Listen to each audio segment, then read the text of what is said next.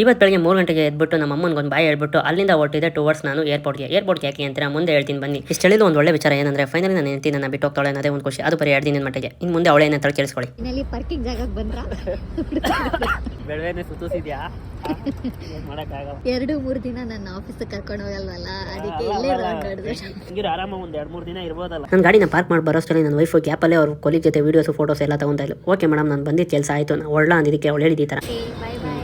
Finally ಗೊತ್ತಾಗಿದೆ ಏನಂದ್ರೆ ಅವಳು ಅದೇ ಬೇಕಾಗಿತ್ತು ನಾನು ಅನ್ಕೊಂಡು ಮನಸಲ್ಲೇ ಬೈಕೊಂಡು ಆಯಿತು ಮೇಡಮ್ ಬಾಯ್ ಅಂತ ಹೇಳ್ಬಿಟ್ಟು ಅಲ್ಲಿಂದ ಹೊರಟಿದೆ ಟುವರ್ಡ್ಸ್ ಪಾರ್ಕಿಂಗ್ ಸೈಡ್. ಪಾರ್ಕಿಂಗಲ್ಲಿ ನೋಡಿದಾಗ ಗೊತ್ತಾಗಿದೆ ಏನಂದ್ರೆ 1 ಅವರ್ಗೆ 40 ರೂಪಾಯಿ. ನಾನು ನಿಲ್ಸಿದ 10 ನಿಮಿಷ ಆಯಿತು ಪರವಾಗಿಲ್ಲ ಅಂತ ಬೈಕೊಂಡು 40 ರೂಪಾಯಿ ಕೊಟ್ಕೊಂಡು ಅಲ್ಲಿಂದ ಹೊರಟಿದೆ ಟುವರ್ಡ್ಸ್ ಹೊಸನಗರಕ್ಕೆ. ನಾನು ನನ್ನ ಫ್ರೆಂಡ್ ಈಚೆ ಹೋಗಬೇಕಾಯ್ತು. ಅವ್ನು ಬರೋವರೆಗೂ ಟೈಮ್ ಇತ್ತು ಅಂತ ನಾನು ಪುನೀತ್ ರಾಜ್ಕುಮಾರ್ ಅವ್ರ ಮುಂದೆ ನಿಂತ್ಕೊಂಡು ವಿಡಿಯೋ ಮಾಡ್ಕೊಂತಿದ್ದೆ. ಫೈನಲಿ ಅವ್ನು ಬಂದ ಅಲ್ಲಿಂದ ನಾವಿಬ್ಬರು ಹೊರಟಿದೆ ಹೊಸಕೋಟೆಗೆ ಯಾಕೆ ಅಂತೀರಾ ಬನ್ನಿ ಮುಂದೆ ಹೇಳ್ತೀನಿ. ನಮ್ಮ ಹುಡುಗನಿಗೆ 31 ಆದರೂ ಇನ್ನೂ ಮದುವೆ ಆಗಿಲ್ಲ ಅನ್ನೋ ಟೆನ್ಷನ್. ಅಲ್ಲಿ ಹೋದ್ರೆ ಮದುವೆ ಆಗುತ್ತೆ ಅಂತ ಯಾರೋ ದೊಡ್ಡವರು ಹೇಳಿದ್ದಾರೆ ಅಂತ ಹೇಳ್ಬಿಟ್ಟು ಅವ್ನು ನನ್ನ ಕರ್ಕೊಂಡು ಆಯ್ತು ಪಾಪ ಹೋಗೋಣ ಅಂತ ಹೇಳಿ ನಾವಿಬ್ಬರು ಹೋಗಿದೆ ಕಾಟೇರಮ್ಮ ಟೆಂಪಲ್ಗೆ. ಹೋಗಿ ಬೈಸಿದ್ದು ವೈದ್ಯ ಹೇಳಿದ್ದು ಹಾಲು ಅನ್ನೋ ಅಂದಂಗಾಯ್ತು. ಯಾಕಂದ್ರೆ ನಾನು 2 ಸತಿ ಹೋಗಿದೆ, 3ನೇ ಸತಿಗೆ ಮುಕ್ತಾಯ ಮಾಡಬೇಕು ಅಂತ ಹೇಳಿ ಫೈನಲಿ ಇವನ ಜೊತೆ ನಾನು ಹೋಗ್ಬಿಡೋಣ ಅಂತ ಓಸಿಲೆ ಹೋಗ್ಬಿಟ್ಟೆ. ದೇವ್ರ ದರ್ಶನ ಎಲ್ಲ ಮುಗಿಸ್ಕೊಂಡು ಟುವರ್ಡ್ಸ್ ಹೊರಟಿದೆ ಮತ್ತೆ ಹೊಸಕೋಟೆಗೆ ಯಾಕೆ ಅಂತೀರಾ ಮದುವೆ ಗಂಡಿಗೆ ಅದೇ ಇಲ್ಲ ಅಂದ್ರೆ ಕಷ್ಟ ಅಲ್ವಾ, ಅದಕ್ಕೆ ಮೈ ತುಂಬ ಒಳ್ಳೆ ಬಟ್ಟೆ ಬೇಕು ಅಂತ ಆಯ್ತು ಪಾಪ ಒಳ್ಳೆ ಬ್ರಾಂಡೆಡ್ ಬಟ್ಟೆನೆ ಕೊಡ್ತೀನಿ ಅಂತ ಹೇಳಿದಕ್ಕೆ ಅವ್ನು ಈ ರೇಂಜಿಗೆ ತುಂಬಿಸ್ಕೊಂಡು ಅಲ್ಲಿಂದ ಹೊರಟಿದೆ ಟುವರ್ಡ್ಸ್ ನಾವು ರಾಜು ದಮ್ ಬಿರಿಯಾನಿ. ಆಯ್ತಪ್ಪ ಹೊಟ್ಟೆ ಹಸಿತೈತೆ ಒಳ್ಳೆ ಬಿರಿಯಾನಿ ಕೊಡ್ಸ್ಬಾ ಅಂದೆ. ಫೈನಲಿ ಕರ್ಕೊಂಡು ಹೋಗಿ ಒಳ್ಳೆ ಚಿಕನ್ ಬಿರಿಯಾನಿ ಕೊಡ್ಸ್ತಾ. ತಿನ್ನೋ ಟೈಮಲ್ಲಿ ಮಚ್ಚ ಬೋಟಿ ಫ್ರೈ ಅಂದ್ರೆ ಏನು ಅಂತ ಕೇಳಿದಕ್ಕೆ ಅವ್ನು ಕೊಟ್ಟಿದ್ದು ಲುಕ್ ಇದು.